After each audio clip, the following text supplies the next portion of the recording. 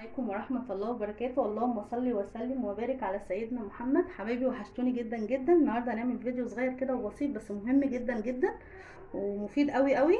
النهارده بصوا انا معايا قشر جمبري اهو، يعني ده كده حوالي مثلا 3 كيلو قشر جمبري. احنا كنا عملنا مع بعض الجمبري وخدنا القشر بتاعه وشيلته مع بعض وجمعته وغسلته طبعا بالخل والملح والليمون وصفيته كويس قوي وحطيته زي ما انتم شايفين في صاج كبير.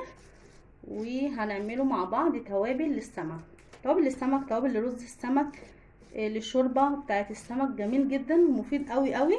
طبعا انتوا عارفين فوائد الجمبري، فهنشوفه مع بعض وهنشوف هنعمل ايه. اول حاجه اهو معانا القشر، هنحطه في الصاج وهنكون مولعين الفرن على درجه حراره 200. طبعا احنا مش هنحمصه، احنا نخليه بس ينشف معانا عشان لما نطحنه مع بعض يكون كويس. ما نغمقوش او نحمصه اللي هو يمرر معانا، لا طبعا. يلا بينا نشوف. هنحطه في الفرن وبعد كده نشوف ما يخرج من الفرن. بس طبعا عشان الصهد، عشان انا مولعه الفرن درجه حراره 200 والكاميرا، احنا هنحطه كده وكل شويه طبعا هنقلبه بحيث ان هو يتحمر من فوق ومن تحت. وما يخرج هنشوف هنعمل ايه. بصوا دلوقتي انا فتحت عليه الفرن، بصوا بقى لونه عامل ازاي، تحفه.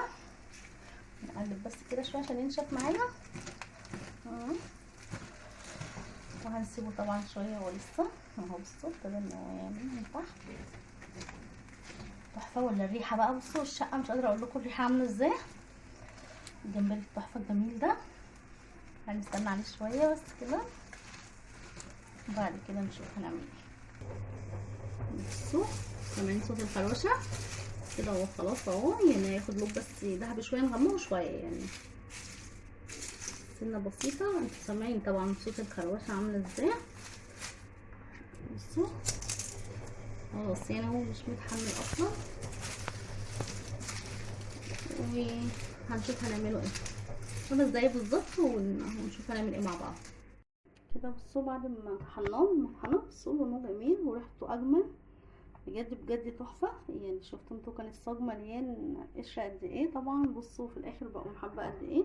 طبعا هما كميه عملوا معايا كميه حلوه لان هما كانوا كتير يعني ما كانش قليل. فطبعا لو انت متوفر عندك كميه صغيره عادي على قد البرطمان عندك براحتك. بصوا هنشوف بقى هنحط ايه مع بعض.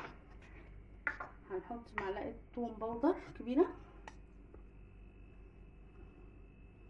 ومعلقه بصل باودر. نزود كمان عشان الكميه معايا كبيره، طبعا على حسب الكميه بتاعتك. ومعلقه كزبره ناشفه.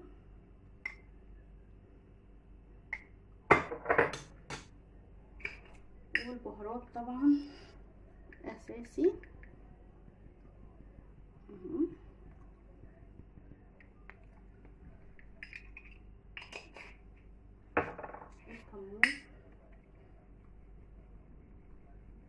الكمون انا بكتر فيه شويه.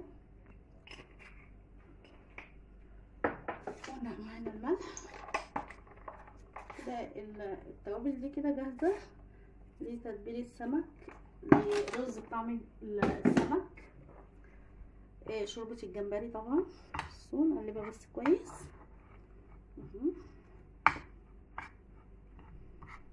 حطي هحتفظي بيها بقى برطمان عندك او اي علبه عندك موجوده.